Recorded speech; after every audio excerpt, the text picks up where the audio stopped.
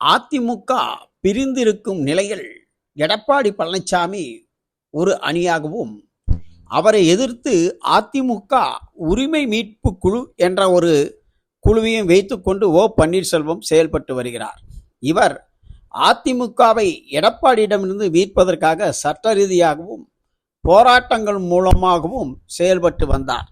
இச்சூழலில் பிஜேபியுடன் அதிமுக கூட்டணி என்ற நிலையில் ஓ பன்னீர்செல்வம் கலட்டிவிடப்பட்டார். இச்சூழலில் ஓ பன்னீர்செல்வம் தற்பொழுது மதுரையில் மாநில மகாநாட்டை நடத்துகிறார். செப்டம்பர் 4ஆம் தேதி இந்த மகாநாடுக்கு அனைவருக்கும் அழைப்பு விடுப்பதாக கூறிய ஓபிஎஸ், தனி கட்சி துவங்குவீர்களா என்ற கேள்விக்கு அதற்கான வாய்ப்பே இல்லை என்றும் அனைவரையும் மகாநாட்டுக்கு அழைப்பதாகவும் கருத்து தெரிவித்துள்ளார்.